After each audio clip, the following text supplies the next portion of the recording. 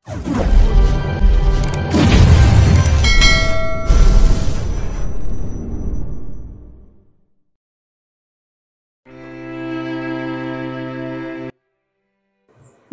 POV.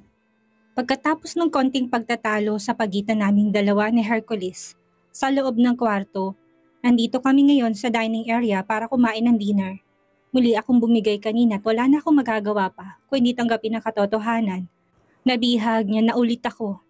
Hindi lang katawan ko pati na rin ang puso ko. Bahala na nga. Siguro ang importante na lang sa akin ay ang kapakanan ng mga anak namin. Isa siyang mabuting ama ng mga anak namin. Alam ko yon dahil simula nung sabay kaming kumain, siya talaga ang nagasikaso sa mga bata. Siya din na naglalagay ng pagkain sa pinggan ng mga ito. Kumbaga, talagang pinaninindigan niya ang pagiging mabuting ama niya sa mga anak namin. Isa sa mga napapansin ko ngayon kina Selena at Stel ay hindi na nila dinadala ang kanilang mga gadgets dito sa dining area kapag kumakain kami. Kapag sinabi ng ama nila na kumain sila para silang mga masunuring mga bata, na kaagad na sumunod. Iwas stress na din sa akin ang lahat ng ito. Dati kasi, puro stress ang napapala ko sa mga batang ito dahil kahit ang pagkain ng gulay, pahirapan talaga. Ngayon, kung anong inilalagay ng ama nila sa pinggan nila, wala silang choice kung hindi ang kainin. Kung hindi katakot-takot na sermon ang natatanggap nila. What do you want, sweetheart? Hindi mo pa ginagalaw ang pagkain sa pinggan mo ha? Hindi mo ba gusto ang mga nakahain? Napukaw lang ako sa malalim kong pag-iisip na ako naman ang pinagbalingan ng pansin ni Hercules. Ha? Oo, kakain na. Ayos naman ang mga pagkain, masarap. Wala sa sariling sagot ko. Kay hirap magsalita kapag lutang ang isipan at wala sa sarili. Hanggang ngayon kasi, hindi pa rin ako makaget over sa nangyari sa amin kani-kanina lang. Kung hindi ko lang siguro pinaalala sa kanya kanina na kailangan na namin kumain ng dinner. Feeling ko ayaw niya pa akong tigilan eh. Nag-uumpisa na naman siyang maging mapusok pagkagaling niya sa banyo. Paano ba naman kasi naabutan niya akong hubot-hubad sa loob ng kwarto habang naglalakad patungo sa walk-in closet para sana kumuha ng pamalit na damit. Muling nagalit ang sandata niya at gusto na namang ipasok sa akin. Gosh, kahit saglit lang daw. Kung gusto mong pagkain na nakahain, bakit tamil-mil ka dyan? Tanong niya ulit sa akin. Pigil kong sarili ko na irapan siya. Kasalanan niya kung bakit ako nagkakaganito. Kung hindi ba naman siya saksakan ng libog eh. Nasa matinong wisyo ako. Ayos lang ako. Busog pa kasi ako kaya parang walang akong ganang kumain. Huwag niya na lang akong pansinin. Kumain lang kayo ng kumain. Pilit ang ngiting sagot ko sa kanya. Napansin kong tinitigan ako ni Hercules kasabay ng pag-iling. May dinaramdam ka ba? Gusto mo tatawag ako ng doktor para matingnan ka? Muling wika ni Hercules. Tingnan mo yung taong to. Imbis na sarili niya asikasuhin niya, ako tong pinagpapapansin niya. Hercules, ayos lang ako. Kumain ka lang na kumain dyan. Huwag mo na akong pansinin, please. Mahina akong sagot sa kanya. Napatingin pa ako sa mga anak namin na maganang kumakain. Kung titingnan para kami isang masaya at kompletong pamilya. Sana totoo na lang ang lahat ng ito. Sana matagal na ang lahat ng agam-agam at takot sa puso ko. Sa kabila ng mga nangyari sa aming dalawa ni Hercules, aminado kong hindi pa rin ako masaya. Nananaig pa rin ang takot sa puso ko. Takot na baka bigla na lang siyang magbago kung saan ayos na ang lahat. Hindi ko mapigilan na mapabuntong hininga nang maisip ko yon. Hindi pa nga nangyayari pero sobrang lungkot ko na. Sweetheart, say narinig kong bigas ni Hercules. Wala sa sariling napanganga ako, lalo na't nakaredy ng isang kutsara malapit sa bibig ko.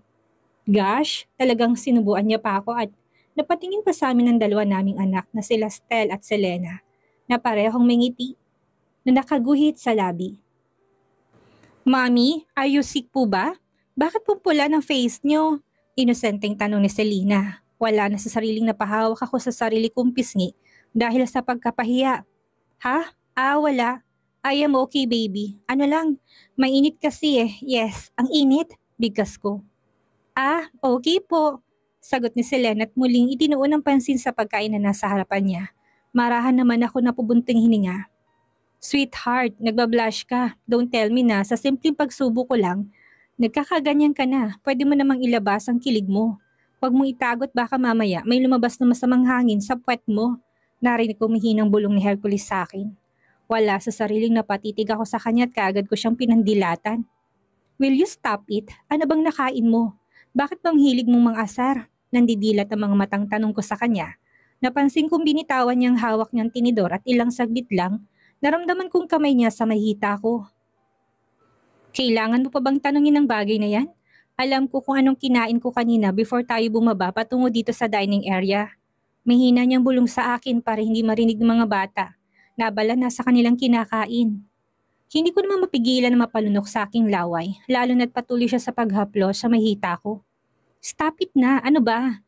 Paano ako makakakain ito kung ganyan ka? Nainis ko ng bulong. Pabalik sa kanya, tinawakan ko ng kamay niya para tanggalin sa hita ko.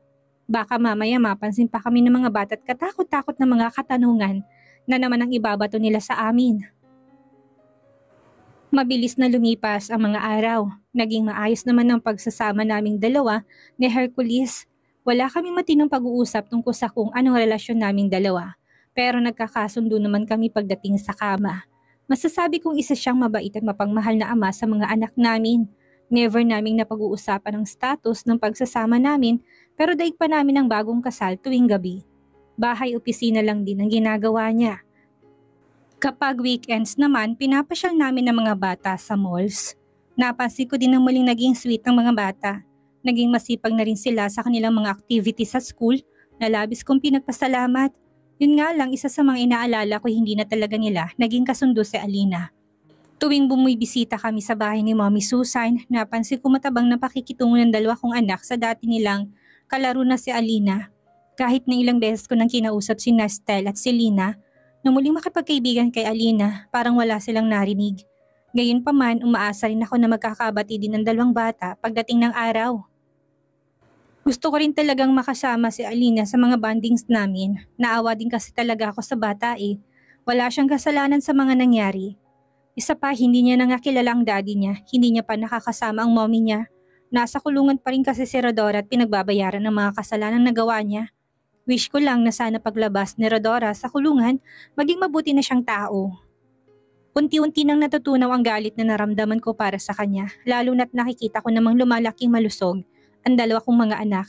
Kailangan ko na nga siguro magpatawad para makalimutan ng masalimuot na nakaraan. Ayaw ko na rin kasi talagang mabuhay sa galit. Katulad ngayon, kasalukuyan kaming kumakain sa isang Chinese restaurant nang mapansin kong kanina pa hindi mapakali si Selena. Nagtatanong ang mga matang tumitig ako sa kanya pero mabilis lang siyang nag-iwas ng tingin sa akin. After kumain, saan niya gustong pumunta? Naputo lang ako sa aking pagmumuni-muni nang muling magsalita sa Hercules. Bibili daw sila ng mga gamit nila sa school. I think sa bookstore tayo. Nakangiti kong sagot sa tanong ni Hercules. Yes, Daddy, may projects kaming gagawin at kailangan ng mabili ang mga materials. Sagot naman ni Selena habang maganong kumakain. How about you? May gusto ka rin magbilhin dito sa mall? Ako naman ang pinagbalingan ng tingin ni Hercules. Pagkatapos, sumagot ni Selena.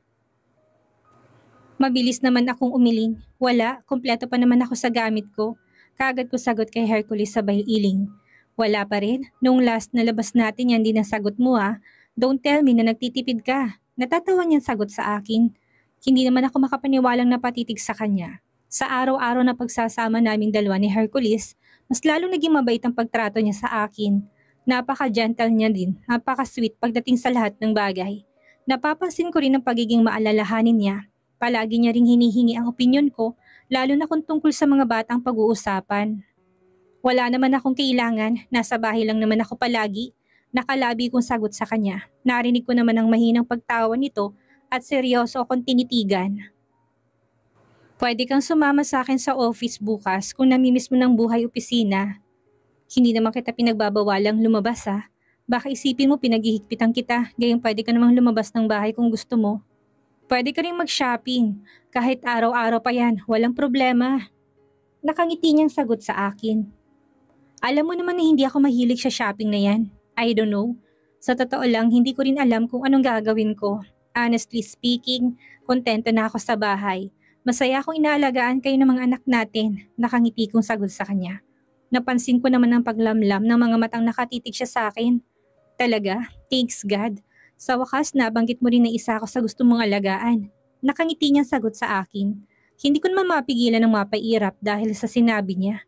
Bakit hindi niya ba naramdaman ang pag-aalaga na ginagawa ko sa kanya? Para na ngang isang tunay na mag-asawang pagsasama namin. Feeling ko nga mas masarap magsama nang walang kasal eh. Nung kasal kami, pareho kami hindi masaya tapos ngayon walang label na pagsasama namin. Tahimik kami. Well, siguro dahil walang rodorang nanggugulo sa amin. Masarap din kasi sa pakiramdam na walang kaagaw sa lalaking iniibig mo. Yun nga lang, kailangan ko pa rin na maging ready sa lahat ng oras. Alam kong hindi habang buhay, magiging ganito ako kasaya. May takot pa rin ako nararamdaman sa puso ko. Feeling ko kasi, hindi sa lahat ng oras, pagiging perfect ang pagsasama ng dalawang taong nagkakasundo na sa lahat ng bagay. Dumarating talaga minsan ang oras na may mga bagay na mahirap mapagkasunduan. Alam kong nagiging praning ako sa mga iniisip ko, pero sa ilang beses kong nasaktan, hindi mawawala sa puso kong takot. Takot na muling masaktan ulit. Katulad ng gusto ng mga bata, pagkatapos namin kumain, diretso kami sa bookstore. Although kasama namin si Tonya, dahil siya ang officially na yaya ni Althea, nasa kay Hercules na rin si baby Althea. Ayaw magpalapag or sumakay na stroller niya. Gusto ng batang karga-karga siya ng ama niya na parang wala lang din naman kay Hercules. Ewan ko ba, parang hindi siya nabibigatan kay Althea gayong ang lusog ng batang ito. Hercules, pwede bang ikaw na munang bahala sa mga bata? CR lang muna ako. Paalam ko kay Hercules. Habang nakasunod ang tingin ko kina Selena at Stel, nabala na sa kakapili ng mga kakailanganin nila sa school. Bala ko ding tumingin-tingin ng mga libro na pwede kong pagkabalahang basahin kapag nasa mansyon ako. Since ayaw ni Hercules na magkabalik trabaho ako, inabalo ko sarili ko na magbasa ng mga libro para hindi ako maboard sa mansyon. Gusto mo samahan na kita? Kaganyan namang sagot sa akin, umiling naman ako. No need na, baka hanapin tayo ng mga bata kapag dalawa tayong mawala sa paningin nila. Iihi lang ako tapos babalik din kagad. Nakangiti kong sagot sa kanya. Okay, mag-iingat ka ha. Masuyang sagot niya naman sa akin. Hindi ko naman mapigilan ang matawa. Ang corny ng taong ito, sa banyo lang dito sa loob mismo ng mall ako pupunta. Pero kung makapagpakita ng pag-aalala, akala mo naman, lalabas pa ako ng mall para umihi. Diretso kong tinahak ang way patungong banyo. Hindi tong first time naming mamasyal sa mall na ito kaya kabisado ko ng pasikot-sikot sa paligid. Memorize ko ng bawat sulok at ang ilang mga establishments na palagi namin pinupuntahang mag-anak. Mabilis ang hakbang ko nang sa hindi inaasahan ay minahagip na paningin ko ni isang familiar na babae. Nasa loob siya ng isang kilalang kids shop at abala sa kakatitig sa mga nakadisplay. Imbis na sa banyo na malapit na lang sana sa kinatatayuan kong hakbang ko, wala sa sariling napahakbang ako patungo sa naturang shop. Habang hinaalis ang pagkakatitig sa mukha ng isang babae na sa hinagap, hindi ko inaasahang makikita dito sa Pinas. Gail? Mahina kong tawag sa pangalan niya pagkapasok ko sa loob ng naturang shop. Napansin ko na tigilan din ito at nagpalingalingat kagad na lalaki ang mga mata niya. Nandun ba akong tingin niya sa akin? Kitang-kita kong gulat sa ekspresyon ng kanyang mukha. Bridget, mahina niyang sambit. Wala sa sariling napatitig ako sa stroller na nasa gilid niya lang. Sinipat ko ng tingin ng batang natutulog na halos kasing edad lang yata ni Althea. Bago tulalang muling napatitig kay Gail. May anak ka na? Nag-asawa ka na ba?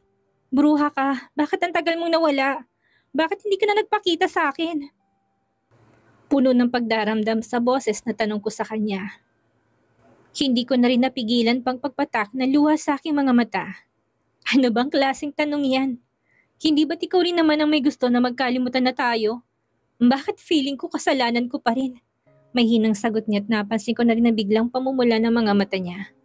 Hindi na ako nakatiis pa. Mabilis ko siyang nilapitan at mahigpit na niyakap. Gail, I miss you so much, best friend. Mahina akong bigkas. Habang patuloy ang pagpatak na luha sa aking mga mata, wala na akong pakialam pa kung may nakakakita sa pagiging madrama ko ngayon. Pero masaya ako dahil sa wakas nakita na rin kami ng best friend ko na sa loob ng mahigit 3 taon or mag-4 na taon na nga yata, hindi ko alam kung saan siya nagpupunta. I miss you too, Bridget. Talaga ba hindi ka nagalit sa akin? Napatawad mo na ako sa mga pagkakamali na nagawa ko sa iyo noon? Narinig kong tanong niya. Wala sa sariling napakalas ako sa pagkakayakap sa kanya at seryoso siyang tinitigan. Ano bang pinagsasabi mo? Hindi ako galit sa'yo. Katunayan nga ilang beses ako nag-reach out sa'yo sa lahat ng mga social media accounts mo. Pero hindi mo yata nababasa mga messages ko. Ano bang nangyari sa'yo? Ano bang mga pinagkakabalahan mo nitong mga nakaraang taon at ang kahihirap mong hagilapin? Seryoso kong tanong sa kanya at pasimpleng pinunasan kong sarili kong luha sa aking pisngi. Shopping, mula noon hanggang ngayon, heto ako. Palamunin pa rin ang aking pamilya at nadagdagan pa nga ako ng obligasyon nila sa akin. Nagkaanak ako nang wala sa oras. Nakangiti niya sagot sa akin. Hindi naman ako makapaniwalang napatitig sa kanya. Hindi ko gets kung anong ibig niyang sabihin. Anak? May anak ka na? Anak mong batang yan? Talagang nagpakasal ka doon sa lalaking nireto sa'yo ng mga magulang mo? Hindi ako makapaniwalang tanong ko sa kanya. Muntik na akong nagpakasal sa gagong yun kaya lang bigla siyang matras nang malaman niya na buntis ako. Nakangiti niya sagot sa akin. Lalo naman ako naguluhan sa mga pinagsasabi niya. Sa nakalipas na mahigit 3 taon na hindi kami nagkita ng kaibigan kong ito, para bang ang daming nangyari sa buhay niya. May anak siya at sinong tatay? Huwag niyang sabihin na, God, Gail, magsabi ka nga ng totoo sa akin. Si Lucas bang daddy ng batang yan? Mangha akong bigkas. Kagad namang naglaho ang ngiti sa labi ni Gail at seryoso akong tinitigan. Paano mo nalaman? Bakit? Talaga bang kamukha ni Lucas ang baby ko? Seryosong sagot niya sa akin. Bakit siya ba talagang ama? Malamang siyang ama dahil nahuli kitang nasa kwarto ni Lucas noon. God, don't tell me na nagbunga ang minsang may nangyari sa inyo. Hindi ako makapaniwalang tanong sa kanya. Ayos lang ba sa'yo kung yun nga ang nangyari? I mean, tanggap mo ba kung sakaling may anak na sa labas ang asawa mo? Seryosong tanong niya din sa akin. Para namang biglang sumakit ang ulo ko sa sinabi niya. Anong asawa? Saan bang planeta galing ang babaeng ito at paano niya naisip na asawa ko si Lucas? Kaya ba hindi siya nagpakita sa loob ng mahigit 3 taon dahil iniisip niya na natuloy ang kasal naming dalawa ni Lucas? God, parang gusto ko tuloy sisihin ang sarili ko sa nangyari kay Gail. Lalo na sa anak niya na simula ng isilang dito sa mundo, hindi niya na nakasamang kanyang ama. What? Hindi kayo nagkatuluyan ni Lucas? Paano nangyari yon? Nalalaki ang mga matang tanong sa akin ni Gail habang nakaupo kami dito sa isang coffee shop. Pagkatapos na madamdaming kamustahan naming dalawa kanina, tinawagan ko si Hercules na siya na munang bahala sa mga bata dahil kakausapin ko lang si Gail. Sinabi kong pangalan ng coffee shop kung nasan kami ni Gail at puntahan niya na lang ako kung tapos nang mamili ang mga bata ng mga kinakailangan nila. Yes, hindi natuloy ang kasal naming dalawa at hindi ikaw ang dahilan nun. Kasalanan ko rin kung nagtaksil siya sa akin noon. Ganun din naman ang ginawa ko sa kanya. Seryoso kong sagot sa kaibigan ko. Meaning, Bridget, tapatin mo nga ako. May nangyari na ba sa inyo na hindi ko alam nung mga panahon na yon? Seryosong tanong niya sa akin. Dahan-dahan naman akong tumango. God, kung gano'n naglolokohan lang kay ni Lucas. Muli niyang tanong. Muli akong tumango. What? Pero bakit? I mean, hindi ko maintindihan. Bakit mo pa tinanggap ang proposal niyang kasal kung hindi ka naman pala sigurado sa kanya? Nagtataka niyang tanong sa akin. Malungkot naman ako na pabuntong hininga. Dahil naaawa ako sa kanya. I mean, akala ko kasi talaga mahal niya ako eh. Saka sinunod ko lang naman ang payo mo sa akin dati na bigyan siya ng chance. Seryoso kong sagot sa kanya habang titig na titig ako sa mga mata niya. Kagad naman siyang nag-iwas ng tingin sa akin at hindi nakasagot. Tapatin mo nga ako, Gil. Mahal mo ba si Lucas? Seryoso kong tanong sa kanya. Natameme naman ito't kita kong lungkot kagad na bumalati sa mga mata niya. Lalo naman ako nakaramdam ng guilt. Feeling ko kasi talaga kasalanan ko kung bakit hindi sila nagkatuluyan eh. Kailangan pang lumayo nitong si Gail para hindi masirang kasal naming dalawa ni Lucas noon. Yes, of course. Mahal ko siya. Wala sa bokabularyo ko. Ang basta nalang bumuka ka sa lalaki hindi ko gusto. Kaya lang, hindi ko ramdam sa kanya dati na may gusto siya sa akin. Nagumpisa ang lahat noong nalasing ako. Kami, I don't know kung lasing siya noon. Basta nag-start ang lahat nung nag-bar tayo at bigla kang nawala. Basta nagising na lang ako isang umaga na katabi ko na sa kama si Lucas at naisuko ko ng pagkababae ko. Pagkakwento niya sa akin. Gulat naman ako sa narinig ko sa kanya. Kung ganoon, bago nag-propose ng kasal sa akin si Lucas, may nangyari na sa inyong dalawa? Bago tayo nagbakasyon sa resort, kayo na? Seryoso kong tanong sa kanya. Muli siyang nag-iwas ng tingin sa akin at tumitig sa malayo. Yes, no, I mean, hindi sa ganoon. May nangyayari sa aming dalawa pero walang label. Feeling ko nga noon gusto niya lang akong gawing kabit eh. Kaya nga sobrang nakokonsensya ako lalo na't nakatakda na kayong ikasal. Ayaw kong ako maging dahilan para magkasira kayong dalawa ni Lucas. Ayaw kong ako maging dahilan para muli kang umiyak. Mahaba niyang paliwanag sa akin. Para namang may kung anong mainit na bagay ang biglang humaplos sa puso ko dahil sa sinabi niya. Mula noon hanggang ngayon, hindi talaga nagkulang sa akin si Gail na iparamdam sa akin kung gaano ako kahalaga sa kanya. Kung gaano kahalaga ang pagkakaibigan naming dalawa at kahit ng kaligayahan niya handa niyang isakripisyo. Maging masaya lang ako. Sorry, pero hindi ko mahal si Lucas at never ko siyang minahal. God, kung alam ko lang, sana ako nang gumawa ng paraan para kayo na lang ikasal ng mga sandaling iyon. Mahina akong bigkas. Malungkot na napangiti si Gail sa akin kasabay ng pag-angat niya ng coffee niya at sumimsim ng konti. At hindi din ako ang mahal ni Lucas.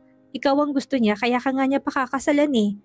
Malungkot ang ngiting nakaguhit sa labi niya habang sinasabi ang katagang yon. Lalo naman ako nakaramdam ng awa kay Gail. Paano ko sabihin ko sa'yo na hinahanap ka ni Lucas? Maniniwala ka ba sa akin? Gail, Lucas loves you so much. Hindi siya tumitigil na hanapin ka. Seryoso kong bigkas sa kanya. Napakurap naman siya ng makailang ulit habang may ilang butil ng luhang dahan-dahang dumadaloy sa kanyang mga mata. Katawan ko lang ang habol niya sa akin. Hindi niya ako mahal. Malungkot na bigkas niya. Hindi naman ako makapaniwala na napatitig sa kanya. Masaya na ako sa buhay na meron ako ngayon. May sarili na akong anak at wala na akong hahanapin pa. Tama ka pala dati. Totoo palang nakikita ko sa'yo noon habang umiiyak ka. Masakit pala talaga ang mabigo sa pag-ibig kaya ayaw ko na, Bridget. Tama nang minsang umibig at mabigo. Ayaw ko nang ulitin pa yon. Nakakatakot. Malungkot na sagot niya sa akin. Kung ganun, si Lucas ang ama ng anak mo? Nagbunga ang mga nangyari sa inyo noon? Seryoso kong tanong sa kanya kahit na alam ko na kung anong kasagutan sa tanong ko. Kailangan ko ng confirmation para alam ko kung paano siya tulungan para maging masaya din ang best friend ko. Sa pagkakataon na to, babawi ako. Sisiguraduhin ko na magiging masaya na siya. Tadhanang gumawa ng paraan para magtagpo kami sa mall na ito at pagkakataon ko na para makabawi sa kanya. Ako naman ang dadami sa kanya ngayon at ako rin ang gagawa ng hakbang para maging masaya ulit ang best friend ko. Hindi niya deserve na mabuhay mag-isa. Hindi niya deserve ang kalungkutang nararamdaman ng puso niya. Mahal siya ni Lucas dahil kung hindi siya mahal nito, hindi mag-aaksaya ng oras si Lucas para hanapin siya.